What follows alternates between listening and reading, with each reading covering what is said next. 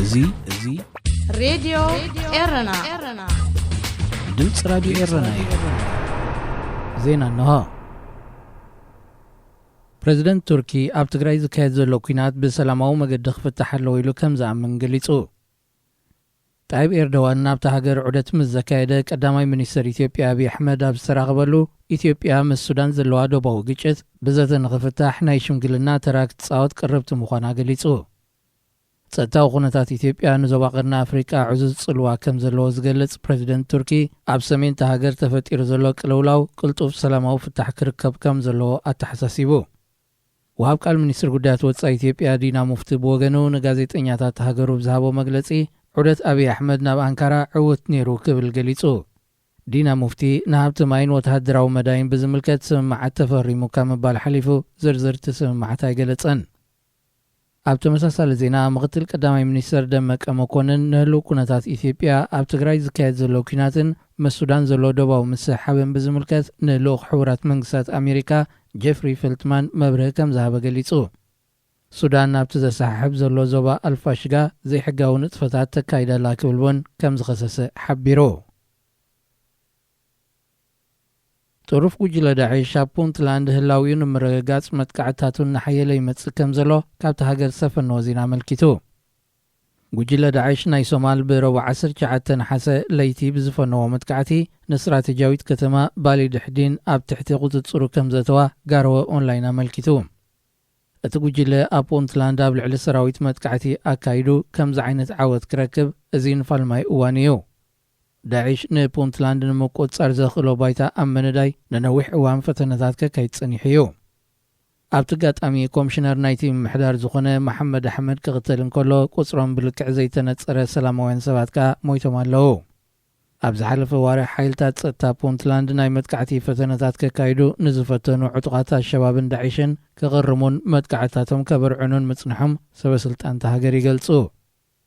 ብፍላይ ነቶም ካብ ወፃኢ ሃገራት መጺኦም ንኣባላት ዳዒሽ ናይ ሶማል ወተሃደራዊ ስልጠና ክህቡ ጸኒሖም ዝበልዎም ዕጡቓት ኣብ ምቕራም ዕዉት ስርሒት ከም ዝፈጸሙ ይገልጹ። ጉጅለ ዳዒሽ ኣብ ፑንትላንድ ባይታ ስኢኑ ዝጸንሓሉ ቀንዲ ምኽንያት ምስ ጉጅለ ኣሸባብ ኣብ ቀጻሊ ግጭት ስለ ዝጸንሐ ምዃኑ እዮም ተንተንቲ ዝሕብሩ። ግጭት ዞም ክልተ ጥሩፋት ጉጅለታት ንረብሓ ኣባላት ጸጥታ ፑንትላንድ ዓብ ተራዩ ተጻዊቱ። ኣብ የመን ኣጋጢሙ ዘሎ ሰብኣዊ ቅልውላው ንዝተጠቕዐ ህዝቢ ዘገልግል ሓገዝ ብህፅፅ ክልኣኽ ጻውዒት ቀሪቡ። ፍሉይ ልኡኽ ሕቡራት መንግስታት ኣሜሪካ ብየመን ቲም ለንደርኪን ንጋዜጠኛታት ኣብ ዝሃቦ መግለጺ ሕቡራት ሃገራት ብዋሕዲ ቀረብ ተሸጊሩ ንዘሎ ህዝቢ የመን ክዕንግል ዝኽእል ትሕሶ ስለ ዝወደአ ለገስቲ ሃገራት ህፁፅ ፋይናንሳዊ ረድኤት ከበርክታ ጸዊዑ። ኣሜሪካ ክሳብዚ እዋንዚ ልዕሊ 3.6 ቢልዮን ዶላር ሓገዝ ከም ዝገበረት ዘመልከተ እቲ ፍሉይ ልኡኽ ተወሳኺ 165 ሚልዮን ዶላር ሓገዝ መብርካታ ገሊጹ። እንተኾነ ህፁፅ ናይ ምግቢ ረድኤት ዘድልዮ ህዝቢ የመን ምስ ምንዋሕቲ ቅልውላው እናወሰኸ ይመጽእ ስለ ዘሎ ኣሜሪካ በይና ክትሽፍኖ ከም ዘይትኽእል ገሊጹ። ኣብ የመን ክዕደል ዝጸንሐ ረድኤት ንመንግስቲ ሃገር ወይ ንሓይልታት ሑቲ ዝወሃብ ዘይኮነ ኣካላት ውድብ ሕቡራት ሃገራት ብቐጥታ ነቲ ሓገዝ ናብ ዝምልከቶ ህዝቢ የባፅሓ ከም ዘለዋ ቲም ለንደርኪን ኣመልኪቱ።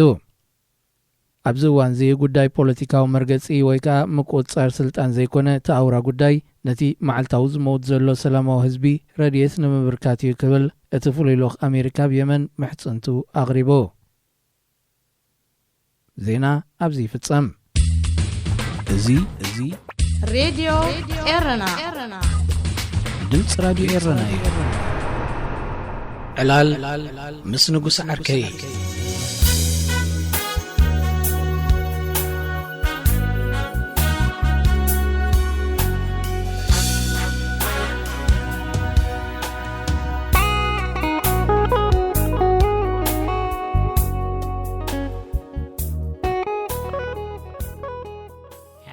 خبرين تعامتي انتلو تسيف مثلك تتعلم سدتين ياتت تبيرو أبدي كله أجر مكان كن حسد بقميدا حسيل كايو كدم دا زوريك وترومن نرابا وين نيرترا قتلو ميلم كابز غربوت أبساوي توجيسو وين ما تنقلوا قومكم جبل جلو ካልኣይ ካሲ መንእሰያት ሃገራዊ ኣገልግሎት መሪሮም እዮም ዝውፅኡ ዘለዉ ሃገራዊ ኣገልግሎት ማለት ባርነት ማለት እዩ ኢሎም ዛረባ ከምዘይነበሩስ ሕጂ ተመሊሶም ክብሉ ክልቲኡ ድዩ ተጋራጭካ ሰዓት ሓስብከዮ ትሕቲ ዕድመ ዶ ሃገራዊ ኣገልግሎት ይኸዱ መኻዶም ኣይትርፎም ድዩ መገና ሃገራዊ ኣገልግሎት ከይጀመሩስ መሪሮም ከይዶም ድዮም ክበሃሉ እንታይ ዳ ከምዮም ክበሃሉ እምበር እንተንታይ ዘረቡ ተስማዕና ኣለኻ ገና ናብ ናይ ሃገራዊ ኣገልግሎት ዕድመ ከይበፅስ ክመሮም ይመርምወ ካብ ዝውለዱ ብዛዕባ መረት ሃገራዊ ኣገልግሎት ጥራዮም ሰሚዖም ከም ወፍሪ ዋርሳ ይከኣሎ ክእወጅ ከሎ ተወልዱ ሕጂ ክኸዱ ዳለዉ ኣለዉ ሞቶም ኣብ በረኸ ዘለዉ በዓላቶም ከለዉ ወይሲ እዞም ዘይጠዓሞም ከማረሩ እዚ ወፍሪ ዋርሳ ይከኣሎ ንኹሉ የሳኺ ስለ ዘሎ እዩ ስምዐ ሚልዮን ወፍሪ ዋርሳ ይከኣሎ ንኹሉ የሳኺ ኣለዎ ክትብላ ይትኽእልኒ ኢኻ ነቶም ወፊሮም ዘለዉ ኣሕዋትና ኢሎም ኣይትስብሮም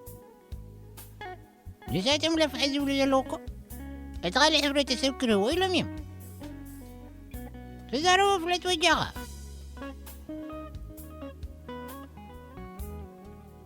ካልኦት ለፋዕ እንተበሉ ንዓኻ ዝጥዕመካ ይምሰልካ ንዓይ ጥራይ እኳ ይበልኩን ንምልእቲ ኤርትራ ኢሎም እዮም ለፍዐ ዝብሉ ዘለዉ ንሳቶም ኮዮም ኤርትራ ታዲ ኤርትራ ውልቀ ሰባት ኣይኮነትን ሓደ ኽፊኡ ወይላ ዝኽፍኣ እቲ ሓደ እንተጥዒሙ ኸ ዝረባ ኣይኮነትን በጃኻ ኣፅቢብካ ይትረአዮ ሃገር ክበሃል ከሎ ሓደ ዓብዪ ኣምር ምዃኑ ባይትረስዕ እስከ በጃኻ እዚ ኣምር ሃገር ትብሎ ዘለኻ ከመይ ምዃኑ ግለጸለይ ብሓፂሩሲ ከምቲ ዓበይቲ ካድራትና ዝብልዎ ሃገር ደቂ ትበልዕ ናይ ብሓቂ ዓበይቲ ድዮም እዞም ትብሎም ዘለኻ ካድራት ከምኡ እንተኾይኖም እቲ ዕቤት ናብ ረሲ ዓዝቢሉሎም ኣሎ ማለት እዩ ካብ ናይ ኮሚኒዝም ስነ ሓሳብ ዝወሰድዎ እዩ ብስውራ እናመሳመሱ ሰባት ክቐትሉ ከለዉ ተጠቕሙሉ ሜላ እዩ ነቲ ንሳቶም ዝወሰድዎ ስጉምቲ ሓላፍነት ስለ ዘይወስድሉ ሰውራ ይቐትል ምእንቲ ሰውራ ተሰዊኩም ወዘተ እናበሉ ይሽቅጡ ነይሮም ዘይሞ ናይ ሶቪየት ሕብረት ሰውራ ምስ ሃገራውነት ተተሓሓዘ ዝነበረ ኩሉ ሓደ በጃኻ ሃገር ብመስዋዕቲ ደቃ ትነብር ደቃ ክትስውእ ግን ኣይኮነትን ትነበር ትኽእልካ እንዶ በቓላትና ትጻትካ ኣይተዳናግረና ናይዞም ካብ ሃገር ወፅለዉ ዝበሃሉ ዘለዉ ትሕቲ ዕድመ ንግዳ ክንቅፅለልካ ናይ ብዕቂ እዞም ትሕቲ ዕድመ ካብ ሃገር ወፅለዉ እንተኾይኖምሲ እንታይ ኸትርዳእ ሕማቕ ከም ዘለና ምሳኻ ብጭካ ምንብራር ካልእ ዘይትፈልጥ ካብዚ ናይዞም ትሕቲ ዕድመ ካብ ሃገር ምውፃእ ተበጊስካ ሓደ ንጹር ስእሊ ክህልወካ ቀሊሉ እናተኸሽዑ እኮ እዮም ዝኸዱ ዘለዉ መን እዮም እዞም ሲኣይ እምበር ምን እንዳደለኻ ትብ ሰራዊት ዘሎ ከምቲ ዝደለይዎ ወፃሎም ስለ ዘየለ ገና ነዞም ኣገልግሎቶም ዘይጀመሩ ካብ ሃገር ኣውፅኦም ንሓይልታት ምክልኻል ኤርትራ ከዳኽሙ ይሃቕንኦም መንግስትና ኸ ቀሊል ኣይኮነን ነዚኣ ገለ ፍትሕ ከምፃሎ እዩ يبل نيرون تزيلك كتريقة بسرعة كطعام لقم تغسليو كويلك نصليو زحقسن زلو تغسل زغل سقمتي فلوتيو صادم قمي بيلك نتنا من سنة لقم تغسلتو نزي ناي تحت علم ولا كلمة نسي كاب حقنا يموتو كنتات مكتخ قبرلو ديكون اندليو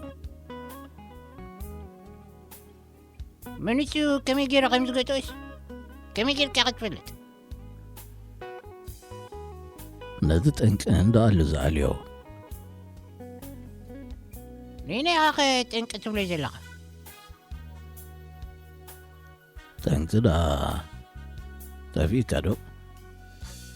زغوا غيركا خم توصز قبل زلو تكباراتيو وفرو ورساي كالو يقواريت حقنا غاب عبيتات الكوليف مالت كدي كمو زيكونس بنصارو يزبلكا زلخو اذا هاقرنا مفراس مقدي قارت حجي هاقرنا تمعبللو مقدي نجمر يزبل زلخو منقصخو مخقبر كجمر يوزبل كانكويو مسيلن تصنيحو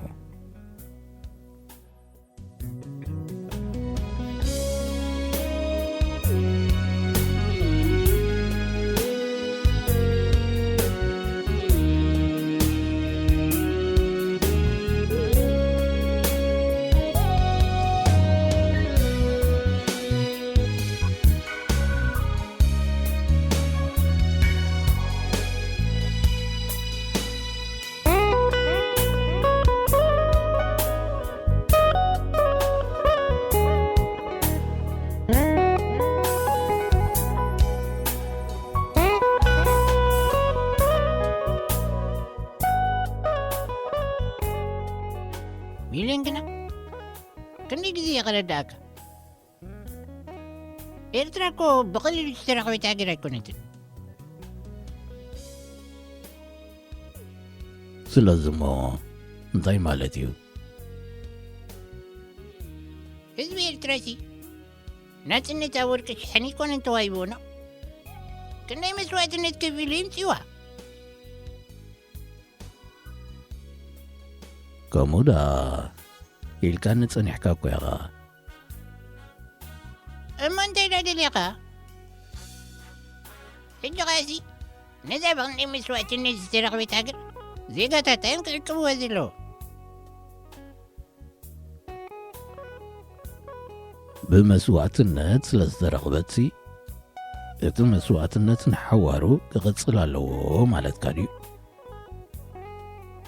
انت لا دليقا نيناكو يعتقد في نينا نزا قرمتنا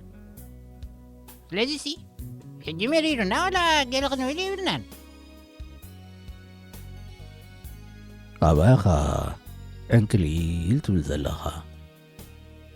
هاقنا بمرير مقدس لازم تصدسي بغم الجواب كتكتصلالو مالت كاريو زي السيدة فوليات قبرنا كبر مسواتي استغفر الله قلت لي زغنتي نمعي قبل ما برتينا غنسرحينا نقدر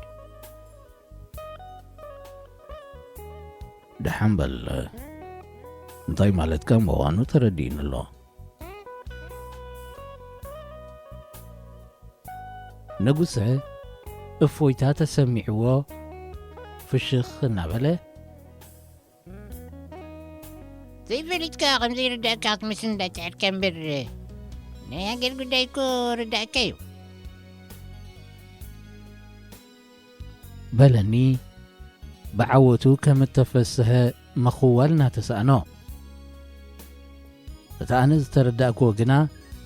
كابتن السوز قمتو يفل بمنبارو كيف تغو في الشخوالكو دايدا دانا تقريغي تقيفكي حتتني فشخت إنها زيادة كمو زي كونس قمت كايو أسحقني تتزارب كوغا ترداك المندو حبيت قدراتكم داتنا يقدم مسواتنات حج زلونا يسقط تححزان مقناي يتكملوم هلهم دا صبغير تردي نمبر أي بحال مليون أقل منات أو تقرار مثلكم زب أين دلغن كحمن تسليق كني زبار أقل دلغن مسوات تسليق كان إلين أمو مريحنتنا كم دلايم يسوونا رغاتو الزلغة عندنا ساتم تاقير مقا لعلينا زوي جوز اللو جغان دا نمن يمسوه يزغلو أبزي تتصنع مدبات زسوو عدم سبن قلباتنك مني ومدوات منقسي زي تتصنعين يرزو لك إزاياس أفوركي نقصة سنبيدو سقط ولا حسابو مستأخا خبرلو رجع إلو خزارة بني جمرة قدم كدادم نسو أياقا رسبير جيغنا سلازغوني زنتلا بالكا أطرو أي بالكا بريزيدنت إسياس ويكا أنت واحدة أتو إسياس إلكا أطرو عزلكا أنس أغريبي أبي مسكرب كيدا ياقا كدا تقربو بعلن ديو أبزغتكو أبي وتي تقربن زلو ما بقوم يقا زنتلا بالكا انتاي دامو زغبرو تكبارات قديفو ناوشات أنا آتيو بزعبا شغورتن كوميدارة انك الزاربنا انت جميرو دا كان حسروي نمبر أنا تراي زي كونكوس ظمتو لهم زلغات تحت علمون أحسيرو ما يمزلو بعني سقا أحسروا ولا أخبروا ودافم جيغنا مغني التلفوني دارقا جرحم سيلو بلني أنا ون حرق أنو كي قاددو أيملس كلون سلامنتايم قنا دقفت منقسنا مرعى هاجر كنك أفن كله أزيم زناددو نتوشتم عبيت أمازلو حقي نقانيقنا كينو تسألهم فريهم دخونو ويسي أنصارو كزاربو بزي مدفاروم يوم بتناس النسناك أنيهم زحرقو زلو منقسي إرترا تقاومتو زبلوو بزي قدس قنعيو إلوم زامنو انتزقونو نتصاريتو كوم جيري محرقو من حرق زبلولو باق إلوم ززاربولو قلم مخنيات سلوام بعلو مرح منقس انتقونخ انتاي كوينيو بهزي يبلو حسابات انت سميعو دمو زفلحو ناي تعناي مسلن تعناون أي كهبونيو